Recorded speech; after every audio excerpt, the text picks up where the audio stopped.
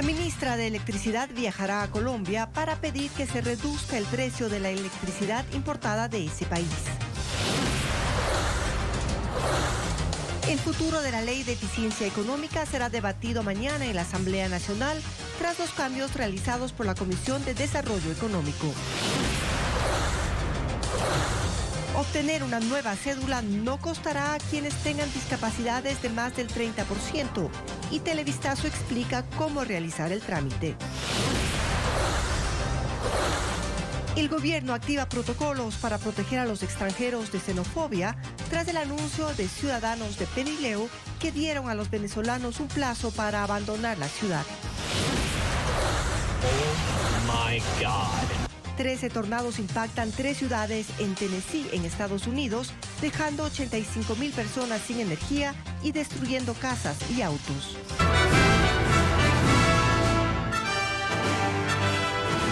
Buenas tardes, amigos, bienvenidos. El tema de los apagones para empezar esta emisión de Televistazo. Steffi, hola. ¿Qué tal, Gaby y amigos? Muy buenas tardes. Las altas temperaturas en 2 regiones ponen en jaque a las hidroeléctricas.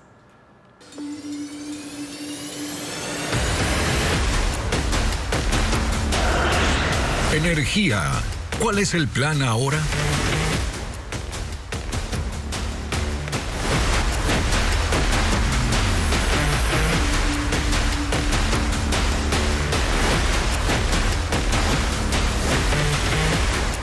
Los cortes de energía eléctrica se mantienen en todo el país y los horarios no se han modificado.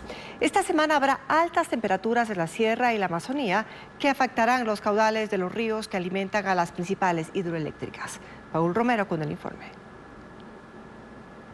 Los apagones en el país podrían agudizarse. La tarde y noche de este domingo se registró un inesperado corte en los cantones de Guayaquil, Daule y San Borondón desde las 3 de la tarde hasta cerca de las 9 de la noche. La suspensión del servicio ocurrió fuera del horario establecido para los cortes ante el severo estiaje que vive el país. Según la Corporación Nacional de Electricidad, el problema ocurrió por la caída de 200 metros de redes entre 2 torres de la línea de subtransmisión entre Pascuales Manglero, cerca de la penitenciaría del Litoral sobre la vía a Daule. Mientras tanto, este lunes se retomaron los cortes a escala nacional entre las 10 de la mañana y las 18 horas, durante 2 horas en las provincias de la Sierra y Amazonía y 1 hora y media en las jurisdicciones de la costa. El tiempo de suspensión del servicio podría ampliarse en los próximos días si no se concreta la importación de electricidad desde Colombia y ante la reducción de los caudales de los ríos que alimentan las principales hidroeléctricas. Según el Instituto Nacional de Meteorología e Hidrología, se prevé que esta semana suba la temperatura en la región sierra por encima de los 26 grados, especialmente en el Austro, en donde está el complejo hidroeléctrico Paute, el más importante del país, que se mantiene con 52 metros cúbicos por segundo y una cota de 2.123 metros sobre el nivel del mar, similar al de la semana pasada. En la Amazonía, entre tanto, la temperatura será de 31 grados. Esto afectaría a la hidroeléctrica Coca-Cola Sinclair, que registra un leve incremento en su caudal de 161 metros cúbicos por segundo la semana pasada a 219 metros este lunes. La ministra de Energía, Andrea Arrobo, alista los argumentos para negociar en Colombia una reducción del precio en el que ese país vende la electricidad al Ecuador. Francisco Garcés explica más. Para el Ecuador es vital conseguir que Colombia siga enviando energía eléctrica, pero a precio reducido. Ecuador compra a Colombia alrededor de 400 megavatios diarios de energía a un promedio de $500 cada uno, es decir, alrededor de $200.000 diarios por la energía importada. Hasta noviembre, el Ecuador había invertido $220 millones en esa compra. Según las autoridades ecuatorianas, ese precio es al menos un 35% más alto del que se impone en el mercado. Sin embargo, el país no tiene otra alternativa que pagar para evitar que los apagones se incrementen. Por eso, una comisión del Ministerio de Energía se encuentra en Colombia desde la semana pasada y la ministra Andrea Arrobo viajará el miércoles para reunirse con su par colombiano, a quien le pedirá mejores condiciones de compra. Uno de los argumentos será exigir el respeto de las normas comerciales de la Comunidad Andina de Naciones, que impiden que se incrementen los precios de venta para aprovecharse de la necesidad específica de uno de los países miembros. Y por otro lado, pedirá reciprocidad, ya que el Ecuador en épocas de lluvia vende energía a Colombia a precios que promedian los $300 el megavatio. Según los cálculos hechos por el Ecuador, los 220 millones invertidos en la electricidad colombiana hubieran servido para repotenciar la infraestructura de generación termoeléctrica del país y así se tendría 435 megavatios más produciéndose localmente a menos de $200 el megavatio. Si bien con esa generación no se habría suplido el déficit, hubiera permitido reducir la necesidad de importación de electricidad colombiana.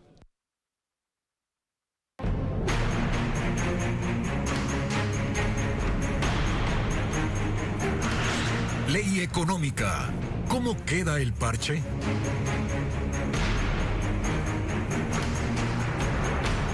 Este martes la Ley de Eficiencia Económica irá a primer debate. La Comisión propone que los beneficios a quienes generen empleo no partan desde 12 plazas, sino desde una. Patricio Díaz tiene el detalle. El presidente de la Asamblea recibió el informe de la Ley de Eficiencia Económica y convocó a sesión del Pleno para el primer debate. La cita será este martes a las 15:45. Los 137 legisladores analizarán los cambios realizados por la Comisión de Desarrollo Económico. Una de las modificaciones tiene que ver con los incentivos propuestos por el Ejecutivo a la generación de empleo de jóvenes de 18 a 29 años. En el texto inicial se beneficiaban los negocios que abran desde 12 puestos de trabajo con contrato fijo o indefinido. La comisión decidió que sea desde uno. La ley permite que las empresas puedan deducir de sus impuestos los sueldos y remuneraciones de sus empleados. La propuesta del gobierno es sumar una deducción adicional mediante una tabla progresiva que va desde el 20 al 90%. Pero la comisión decidió eliminar la tabla y resolvió que la deducción adicional sea del 50% y que quede fija.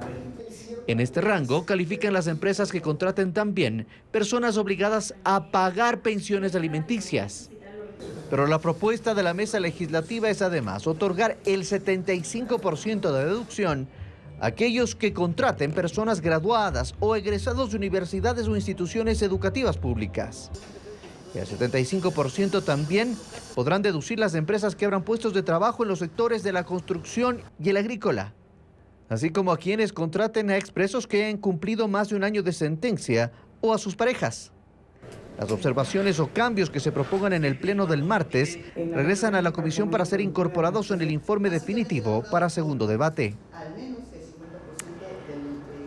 El gobierno busca evitar el pago de $700 millones al Banco Central en el 2024. La Ley de Eficiencia Tributaria y Generación de Empleo que remitió Daniel Noboa busca diferir la deuda que tiene el régimen con esa institución a 30 años plazo. Recordemos que el Ejecutivo tomó del Banco Central $9.000 millones bajo la figura de créditos de liquidez durante el gobierno de Rafael Correa. Luego de las primeras reuniones en la Comisión de Desarrollo Económico, el proyecto de ley remitido por el presidente de la República se alimenta de temas nuevos y hay uno en particular que llama la atención. Están proponiendo que los bonos, certificados y demás títulos emitidos por entidades públicas que estén en manos del Banco Central no se puedan vender. Y una cosa más, se dispone que solo por esta vez todas las obligaciones de deuda pública que tiene el Ministerio de Economía con el Banco Central sean reperfiladas hasta por un plazo de 30 años. Es decir, se propone no pagarle al Banco Central por los créditos de liquidez que entregó desde el 2009 a la banca pública y desde el 2015 al Ministerio de Finanzas, no pagarle hasta dentro de 3 décadas. ¿Y de cuánto estamos hablando? Originalmente el Banco Central entregó créditos de liquidez por un monto que llegó a los $9.071 millones sumados los intereses, casi 10 puntos del Producto Interno Bruto. El cronograma establecido señala que el gobierno central debía empezar a saldar la deuda en 2021 y que los pagos se extenderían hasta el 2035. De hecho, el gobierno anterior pagó $2.500 millones entre 2021 y 2023, el 28% del total de la deuda cuyo saldo se ubica ahora en 6.570 millones. Ese mismo cronograma señala que en el 2024 el gobierno cancele 700 millones adicionales de esa deuda, y eso es lo que el gobierno de Daniel Noboa no quiere pagar. Analistas económicos señalan que ese eventual no pago equivale a tomar la plata de las reservas internacionales, puesto que es de allí que el Banco Central echó mano para prestarle al gobierno. Y ese es el dinero del encaje bancario, es la plata de los GATS, del IES, de las empresas públicas no financieras, de la cuenta corriente única.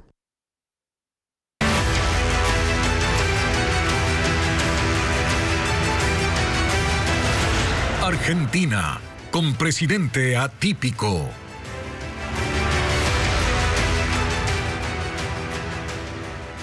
Argentina enfrenta un tiempo de cambio que, a decir del presidente Javier Milei, no será fácil en materia económica. En su discurso de inauguración planteó un panorama sombrío por inflación, deuda y pobreza en el tiempo inmediato, pero así también aseguró que el ajuste es necesario para sacar al país de la crisis. El reporte con Pedro Jiménez. Javier Milei asumió la conducción del gobierno argentino por los próximos 4 años y ha empezado planteando la gravedad de la situación que le deja la administración kirchnerista, sobre todo en materia de inflación, que según sus cálculos, si no se actúa con urgencia, podría llegar en el futuro a un 15.000%. Y es nuestra máxima prioridad hacer todos los esfuerzos posibles para evitar semejante catástrofe que llevaría a la pobreza por encima del 90% y la indigencia por encima del 50%. En consecuencia, no hay solución alternativa al ajuste y lamentablemente tengo que decírselos de nuevo, no hay plata. Planteó una salida con medidas de choque, no con gradualismo, y una reducción del gasto público de 20.000 millones de dólares. Un ajuste ordenado y que caiga con toda su fuerza sobre el Estado y no sobre el sector privado. Pero advirtió del efecto que las medidas tendrán sobre la sociedad en forma inmediata, aunque temporal. Sabemos que de corto plazo la situación empeorará, pero luego veremos los frutos de nuestro esfuerzo, habiendo creado las bases de un crecimiento sólido y sostenible en el tiempo. Habló también sobre la situación de inseguridad, violencia y narcotráfico en Argentina. Argentina se ha convertido en un baño de sangre. El narcotráfico se apoderó lentamente de nuestras calles, a punto tal que una de las ciudades más importantes de nuestro país ha sido secuestrada por los narcos y la violencia. Milei apunta a que una mejora en las condiciones económicas ayudará también a los sistemas educativos y de salud. Y ahora la expectativa está en el detalle de las primeras medidas concretas que tomará Javier Milei y que serán anunciadas mañana por el ministro de Economía. Actores económicos y sociales en Argentina han reaccionado ante el mensaje del presidente Milei, mientras el Estado da los primeros pasos en función de mantener calma en los mercados hasta que se consolide la nueva administración. Desde el Banco Central hasta empresarios y sindicatos están alertas.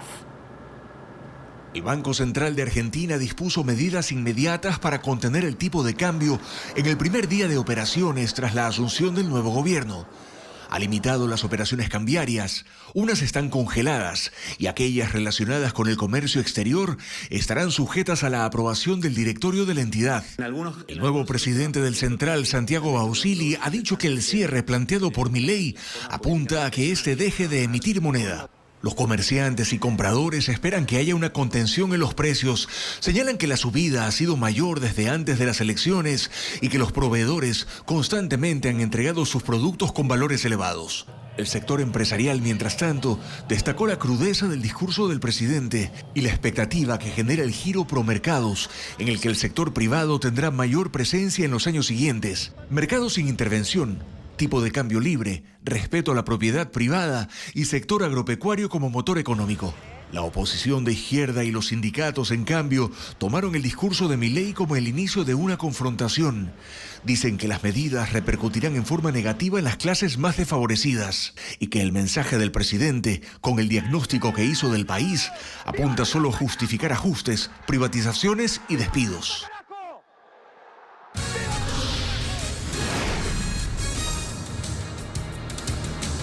Casi 200 personas con discapacidad aún no actualizan la cédula de identidad que reemplazará al carnet del CONADIS. Al volver le diremos cómo es el trámite. Y a 3 semanas de que termine el año, casi 200.000 personas con discapacidad aún no actualizan la cédula de identidad que reemplazará al carnet del CONADIS desde el 2024. Diego Cuenca explica cuánto cuesta el trámite y cómo lo pueden hacer. El registro civil habilitó 189 agencias en el país para que las personas con discapacidad renueven sus cédulas de identidad, debido a que el carnet del CONADIS ya no servirá desde enero. Para quienes tengan desde el 30% de discapacidad, el trámite es gratuito. Todos serán atendidos de inmediato en uno de los módulos, sin necesidad de un turno.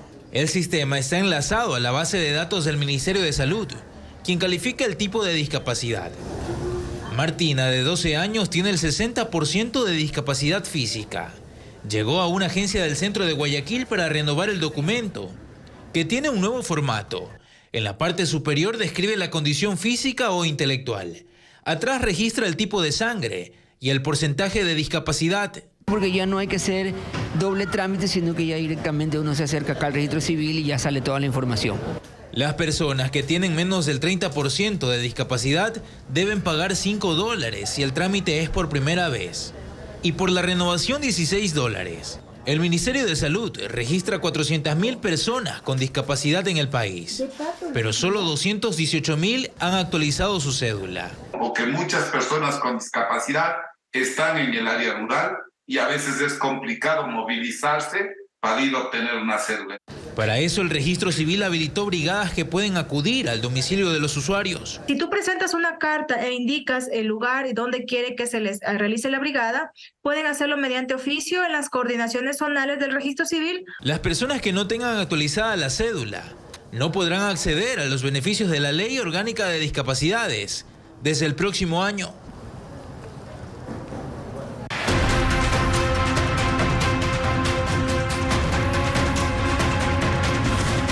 Venezolanos, la xenofobia a la carta. La mayoría de los venezolanos que vivían en Pelileo decidieron abandonar ese cantón de Tungurahua tras las protestas que fueron catalogadas como actos de xenofobia por el gobierno. Pero el miedo de las 80 familias que se quedaron sigue. Una semana después de la marcha de las juntas del campesinado exigiendo la salida de los ciudadanos venezolanos del cantón como respuesta a la muerte de un policía registrado el 14 de noviembre. 300 extranjeros prefirieron viajar a otras localidades ecuatorianas o regresar a su país. Lo que hemos comentado, a veces como vendedoras estamos siempre preguntando cómo están, cómo se sienten aquí en el tambo y nos dicen que ya el tema de los venezolanos que les incomodaba, que a veces se arrodillaban a pedir dinero, ya no existe, entonces es más cómodo transitar también por aquí. Pero no todos se fueron. 80 familias extranjeras aún habitan en el cantón, con la esperanza de que el gobierno active los protocolos de protección que ofreció el fin de semana. Y ya están los canales abiertos con Fiscalía, con Defensoría del Pueblo, con Migración, incluso con las organizaciones internacionales de derechos humanos. Entonces, los canales están abiertos y están alertas. Cualquier situación que ocurra, pues nosotros tenemos que informar. Paola, quien no quiso mostrar su rostro por temor a represalias, contó que vive en Pelileo desde hace 10 años, tiene un pequeño negocio y sus hijos estudian en planteles de la localidad. Tengo visto quedarme hasta febrero del 2024 e irme porque no puedo dejar que mis hijos sigan sufriendo rechazo, sigan sufriendo maltrato, incluso ya no tienen amistades. Los representantes de las juntas del campesinado han preferido no manifestarse sobre el comunicado del gobierno, solo dijeron que mantendrán reuniones. El gobierno activó los protocolos para salvaguardar los derechos de las personas en movilidad humana. Fabiola Santana trae los detalles.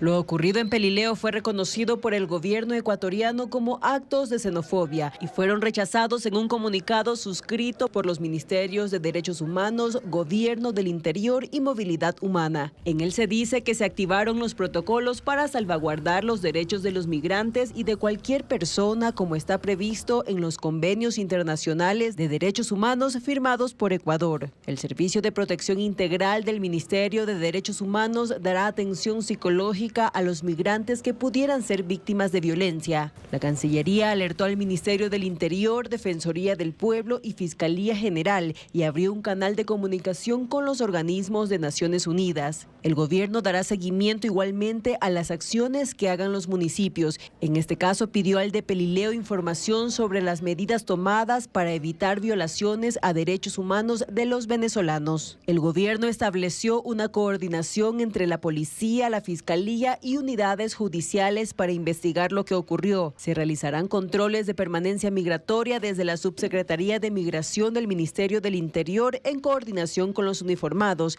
para verificar que los extranjeros tengan sus papeles en regla.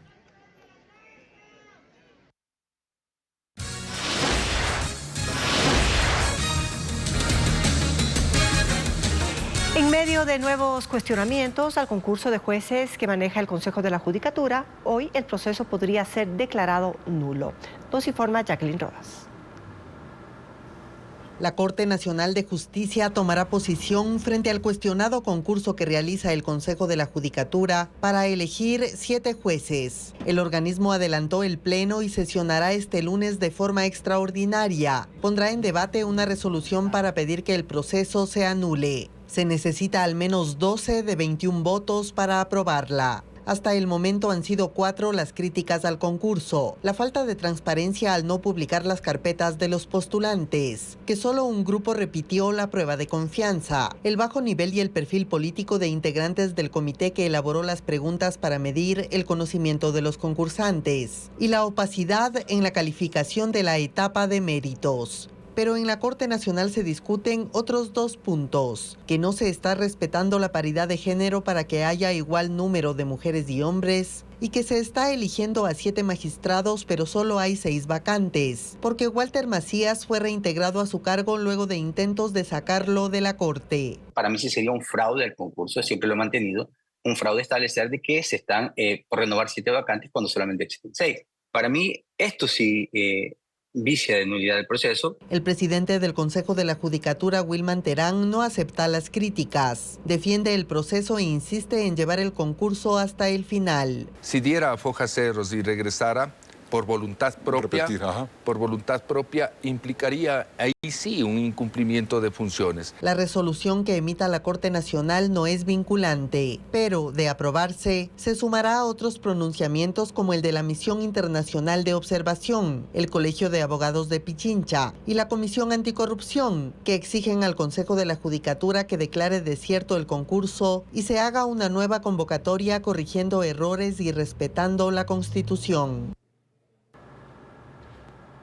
Una serie de tornados impactaron 3 ciudades en Tennessee, en Estados Unidos, destruyendo casas y autos. Las autoridades confirman 6 muertos y más de 20 heridos. Oh my God. Según el Servicio de Meteorología de Estados Unidos, 13 tornados con vientos de hasta 240 kilómetros por hora causaron severos daños el fin de semana en las ciudades de Clarksville, Madison y Nashville. En segundos, decenas de comunidades quedaron destruidas. Hubo vehículos volcados, árboles caídos y escombros sobre carreteras. Los techos y las paredes de decenas de casas y edificios fueron arrancados. Unos 85,000 usuarios se quedaron sin electricidad. Los equipos de emergencia acudieron para auxiliar a las personas atrapadas y reportaron 3 muertos en el área de Clarksville, en el condado de Montgomery, incluido un niño. Otros 3 fallecidos se reportaron en Madison, justo al norte de Nashville.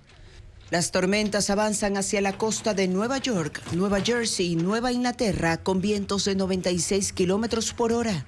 Las autoridades creen que restaurar el sistema de energía demoraría por lo menos 2 semanas.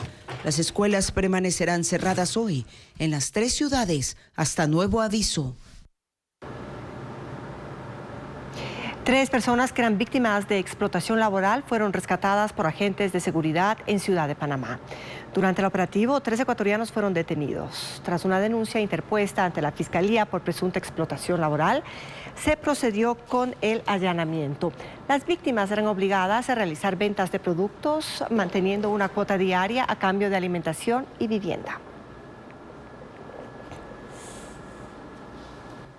En España, la policía, en una operación conjunta con agentes de Rumania, liberaron a 14 víctimas de explotación sexual. La red sometía a las mujeres a palizas brutales y humillaciones, y si no conseguían el dinero que les exigían, les rapaban la cabeza y las hacían dormir en el suelo o las sacaban al balcón desnudas en invierno. Por medio de aplicaciones de citas, enamoraban a las víctimas y las convencían de viajar a España. Los miembros de la banda compraban casas, terrenos y vehículos de alta gama para blanquear el dinero que obtenían de la explotación de sus víctimas.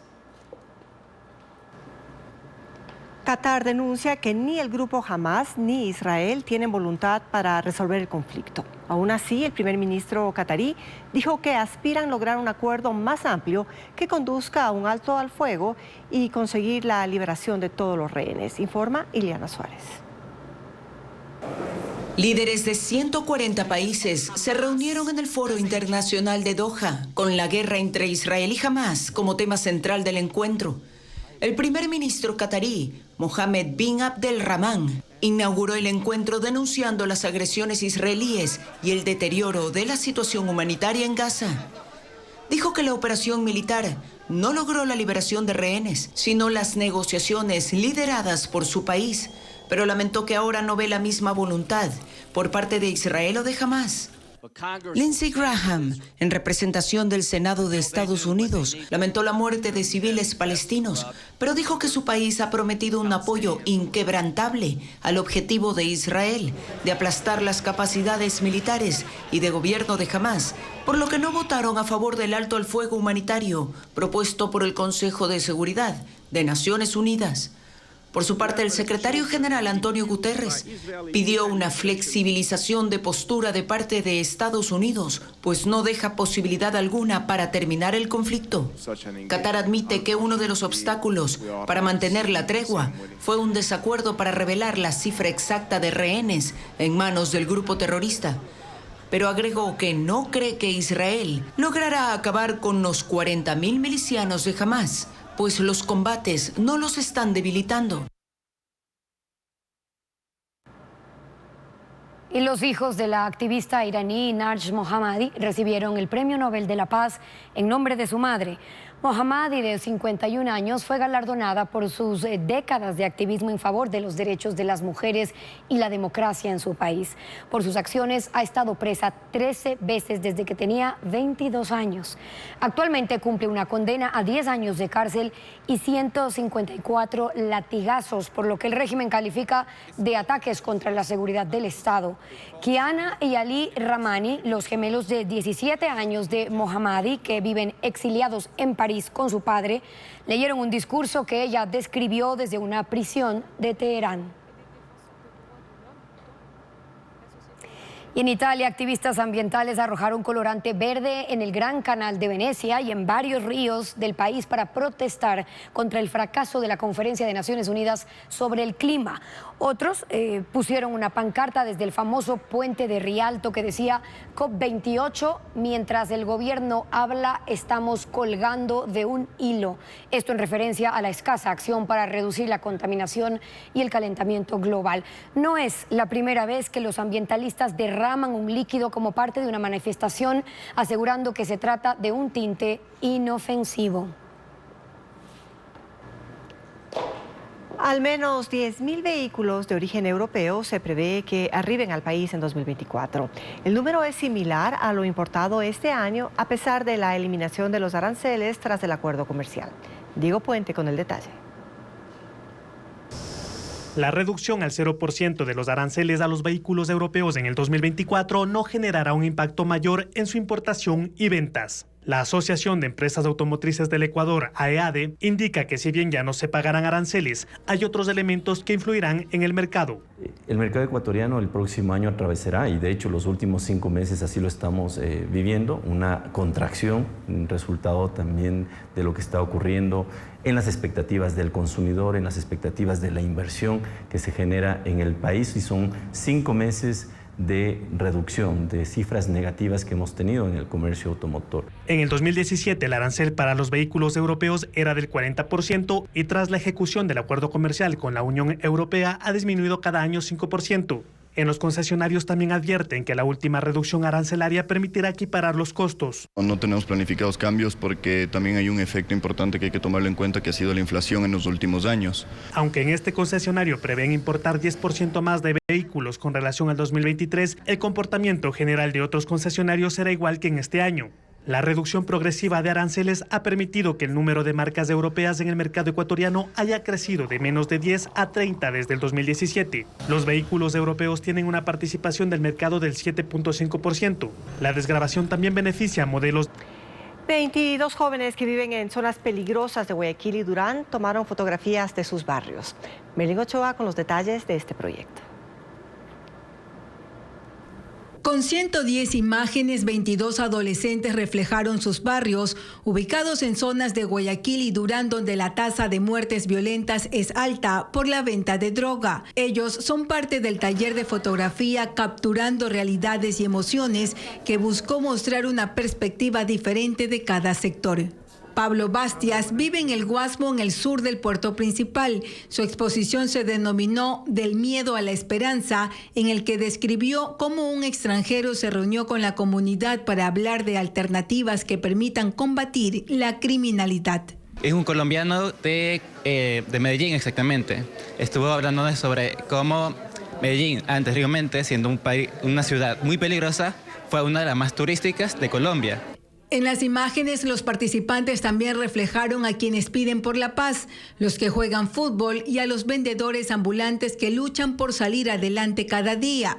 Keila Córdoba captó con el lente de su cámara el esfuerzo de las personas que, pese al peligro, salen de noche o madrugada para ganar dinero en Mapasingue, otra zona conflictiva. Que no les importa el peligro, con tal de sacar adelante a sus seres queridos de una forma digna, sin estar robando. El taller duró 5 semanas en la Universidad Casagrande y finalizó con un concurso. Los alumnos solo necesitaron un celular y su creatividad. Darles a los jóvenes razones para soñar, razones para darnos cuenta que hay un futuro posible. Esto es parte de un proyecto interinstitucional entre la universidad, la policía, la Fundación Panamericana para el Desarrollo, con el financiamiento de la Embajada de Estados Unidos. El apoyo de los padres de familia fue también fundamental. Hubo 6 ganadores, pero los 22 participantes se sintieron triunfadores porque encontraron cómo resaltar lo positivo para generar una cultura de paz y esperanza.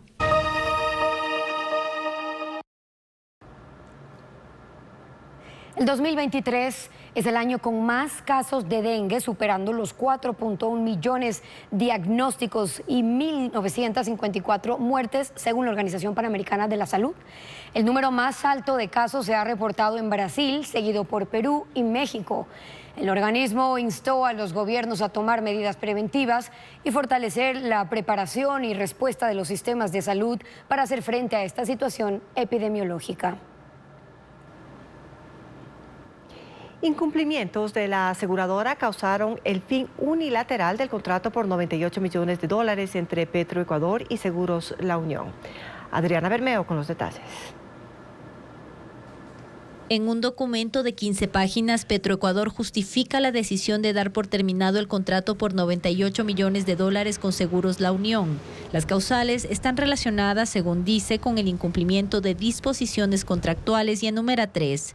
1. No se presentó el informe con la valoración de activos que la aseguradora debía entregar hasta el 3 de diciembre. 2. Se disminuyó el valor de la indemnización de $500 a $220 millones por exploración y producción. Y 3. No se realizó la contratación de los reaseguros prevista en las cláusulas. La estatal petrolera asegura tener los informes que respaldan su decisión, pero la empresa de seguros puede impugnar durante los 90 días que continuará cubriendo los activos de Petroecuador. Sobre el incumplimiento de disposiciones contractuales, Ecuavisa solicitó una respuesta a Seguros La Unión, pero hasta el momento la compañía no se ha pronunciado. La administración actual de Petroecuador dice haber encontrado otras falencias puertas adentro. Detectó, por ejemplo, que se aceleró el anticipo de $44 millones para que la aseguradora cobre el monto inicial del contrato. Tenían que transcurrir alrededor de 75 días. En ese lapso se debía emitir la factura y realizar el desembolso. Sin embargo, el pago del anticipo se hizo en apenas 9 días. En Cuenca, los habitantes disfrutaron del encendido del árbol de Navidad de 32 metros. Vamos a ver este atractivo turístico.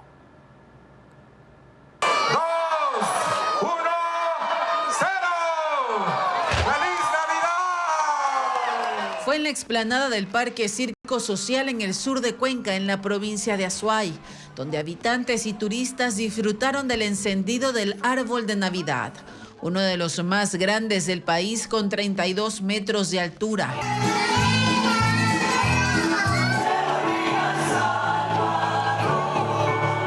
Coros infantiles y de adultos amenizaron el espectáculo, que también incluyó la detonación de juegos pirotécnicos.